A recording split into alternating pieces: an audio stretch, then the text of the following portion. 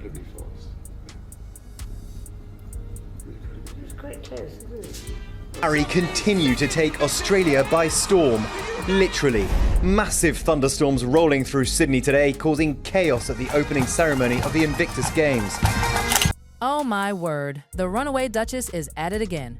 After all the chaos she left behind when she stormed out of the palace in 2020, crying about racism, betrayal, and that cruel British media, now she's trying to slip back into the royal spotlight. But guess what? Nobody wants her there. Not the palace, not the veterans, not even the family she turned her back on.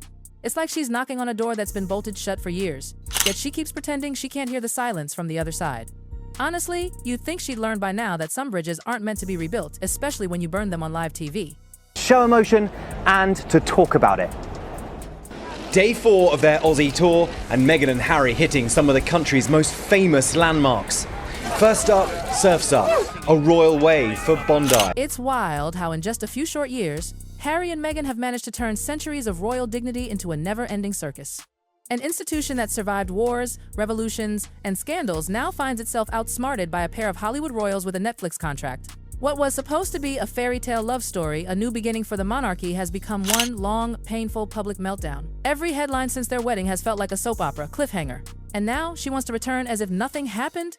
Please, the palace has had enough of her Markle magic. They want peace, not publicity. Meghan Markle racking up loads of fans at every stop on their tour of Australia. And now they're coming full circle as they open the Invictus Games. 1 year ago, they made their debut, remember, as a couple? Was it just that short? At the wow. Games in Toronto. We all remember that Toronto moment, don't we? The two of them posting on social media that they'd stepped back from royal duties, insisting it was for their mental health and independence. The palace called their claims baseless, but still let them keep their titles. That was their first mistake and maybe their biggest one. Because ever since that so-called Megxit, those titles have become less of a responsibility and more of a marketing tool.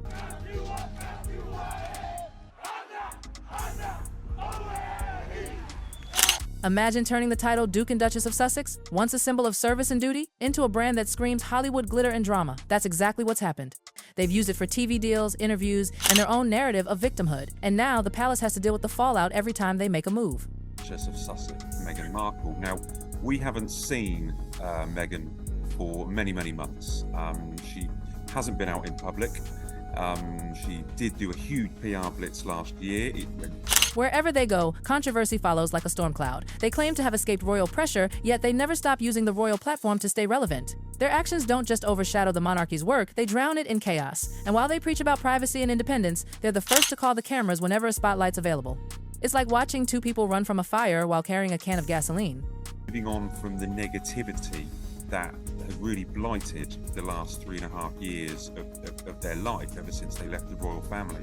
And also it's to move on from the negativity that they have produced themselves over the last year. So this is a change in policy. And now comes the latest bombshell. Meghan's plan to slide back into royal good graces by attending the Invictus Games, the very event founded by Prince Harry himself. Can you believe that?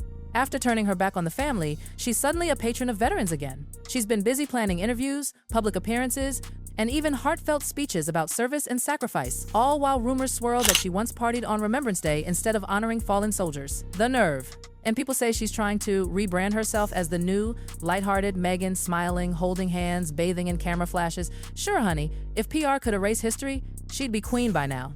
Inside sources say Prince William has put his foot down. He wants nothing to do with another Sussex spectacle. Because let's be real, when Meghan shows up, it's never about the cause, it's about the coverage. And this time, the palace is done playing along. They've heard the veterans' concerns too. Many of them reportedly don't want her there either. They're tired of being props in her royal redemption tour. The whole thing feels like deja vu. A spotlight, a speech, and then somehow it's Meghan's moment again. Every time she steps onto a stage, the cause gets lost behind the clickbait. Behind the scenes, whispers say King Charles himself has quietly vetoed the idea of her return. Apparently, the palace doesn't want to spend another week untangling the mess she leaves in her wake. And can you blame them? The last time she attended, headlines weren't about the veterans, but about her outfits, her hair, and why she left early. It's become a pattern. The Games stopped being about service and turned into a runway show for Duchess drama herself. Then, to add fuel to the fire, Harry makes a surprise trip to Canada just as William lands in Brazil. Oh, please. The timing couldn't be more convenient if it were scripted. His team swore the trip had been planned months ago, nothing to do with his brother's schedule. But insiders say the palace was blindsided. No notice, no coordination, no respect. It was just another Sussex surprise. They love acting like rebels without a cause until the backlash hits. What followed was textbook chaos. Confusion, mixed statements, radio silence. Harry's trip, which was supposed to honor veterans, quickly quickly became another headline-grabbing PR moment. He apologized for wearing an LA Dodgers hat at a Canadian game as if that was the real scandal. And just like that, attention shifted away from the heroes he claimed to support and back onto himself. Meanwhile, William was in Brazil being treated like royalty, graceful, focused, and serious about his mission. The contrast couldn't be more embarrassing. Inside the palace, the message is loud and clear. Enough is enough.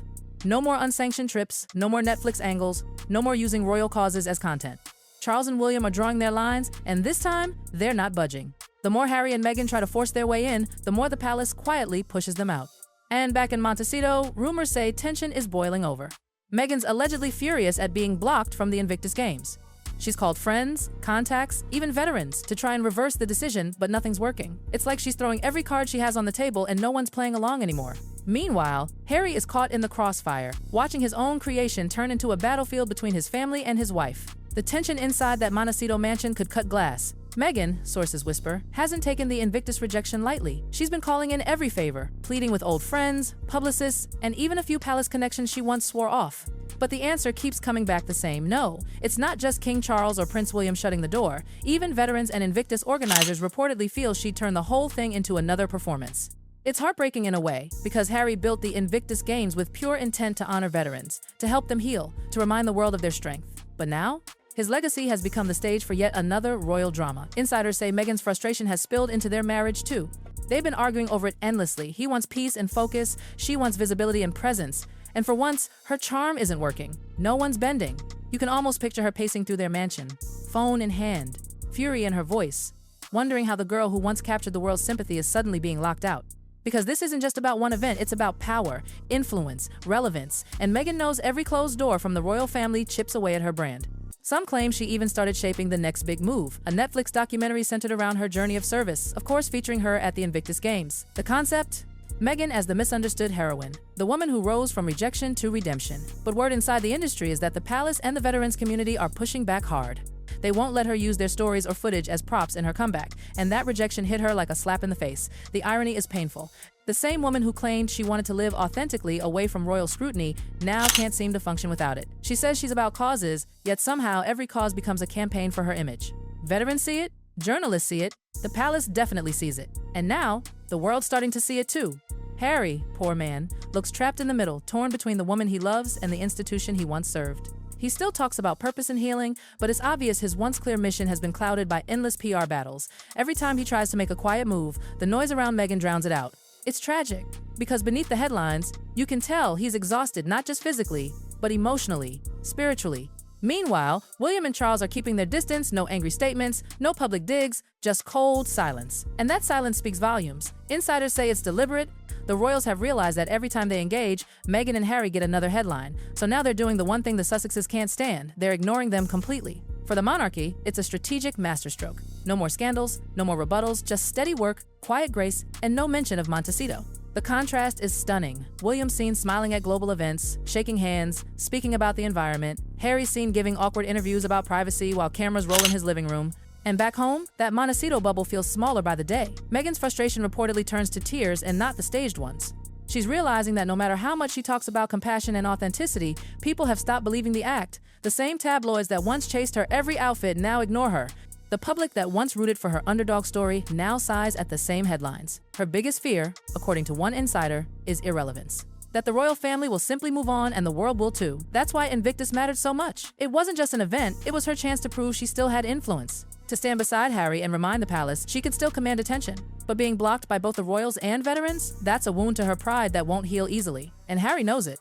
Friends close to the couple say their arguments have grown sharper, quieter, more frequent. He's stuck defending her to the very people who once respected him, watching as each defense costs him another shred of credibility. Meghan feels excluded, Harry feels torn apart. Together, they look united for the cameras, but behind the smiles, the cracks are showing. What's worse, every move they make now feels like deja vu. More documentaries, more exclusive interviews, more tears on cue. But the magic's gone. The sympathy that once built their empire has dried up. The palace no longer needs to silence them, the world has already tuned out.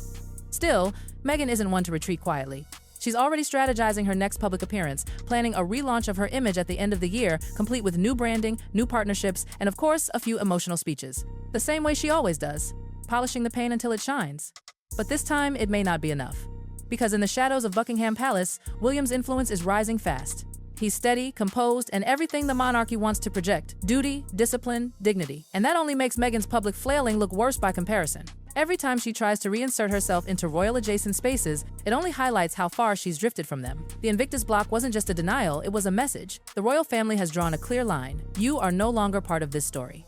And that's what hurts her most. For someone who once dreamed of rewriting royal history, she's realizing that history has already moved on without her. But maybe the saddest part of all is Harry himself.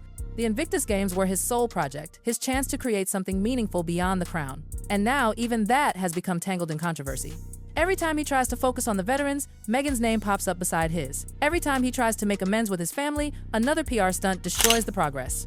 He used to say the Invictus Games were about healing through unity, but now they symbolize something else: division, manipulation, and heartbreak. The very event built on resilience is now a reminder of everything he's lost: his brother's trust, his family's respect, his institution's grace. Behind the palace gates, there's no anger anymore, just quiet resolve. They know time will handle what words can't. They've stopped fighting the Sussexes because they no longer need to. Each headline, each controversy, each desperate attempt for relevance does the job for them. And as the dust settles, one truth becomes clearer with every passing day. The Sussex era of influence is fading fast. Their invitations are drying up. Their endorsements aren't landing the same. Their words, once shocking, now echo without effect. In the end, Meghan may have wanted to reclaim her spotlight, but what she's getting instead is isolation. The palace isn't chasing her, they're just watching, quietly, as her world shrinks to the size of her own echo. And for someone who once thought she could outshine the crown, that silence must be the cruelest sound of all.